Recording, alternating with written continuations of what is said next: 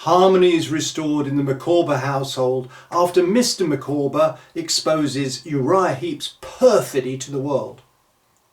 David is heartbroken though after his little blossom withers and dies.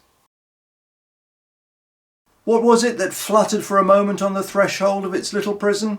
This circumlocution, periphrase or euphemistic image pertains to Dora getting pregnant and having a miscarriage, a state and an event, both of which would appear to have been unmentionable in a work of fiction intended for family reading in the mid-Victorian period.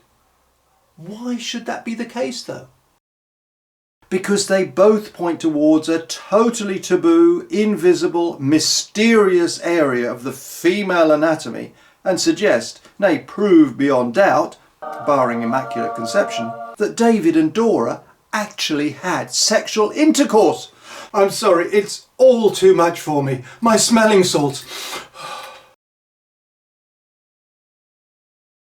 On September the 9th, California was admitted to the Union as the 31st of the United States of America.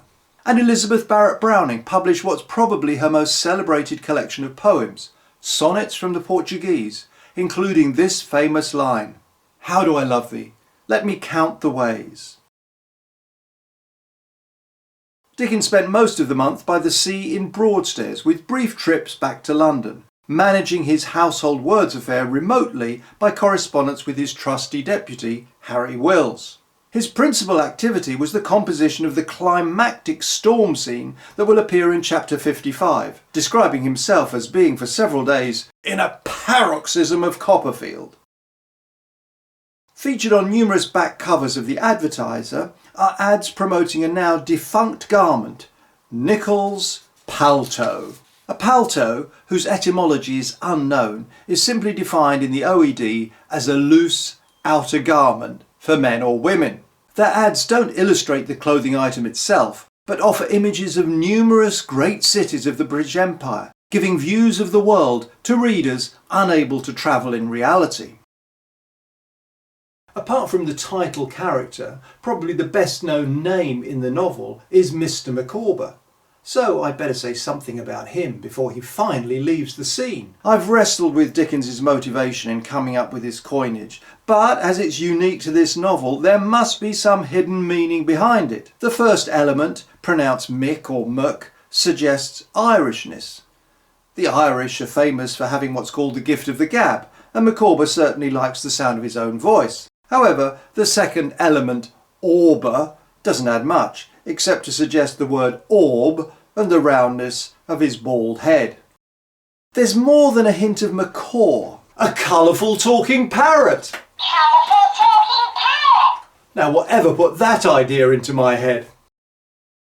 Fizz perfectly captures the moment of reunion, witnessed by David of course, who's able to report that we found ourselves at once in the bosom of the family, Mr. Micawber exclaiming, "Emma, my life!" rushed into Mrs. Micawber's arms. Mrs. Micawber shrieked and enfolded Mr. Micawber in her embrace. Miss Micawber, nursing the unconscious stranger of Mrs. Micawber's last letter to me, was sensibly affected.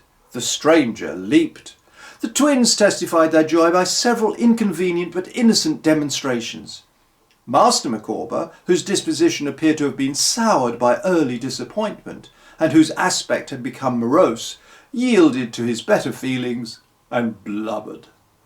The death of Dora, not witnessed by David and not even mentioned in words by Agnes, who was at least present when she breathed her last, is subtly alluded to in this poignant image by Agnes's lowered eyes and folded hands, the dead Gyp at David's feet, expiring at the same moment as his mistress, and the snapped string on Dora's guitar.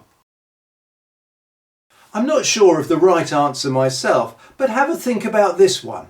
Why does Uriah steal Wickfield's money? Was it for the bling and the high life? Waiter, another tequila sunrise.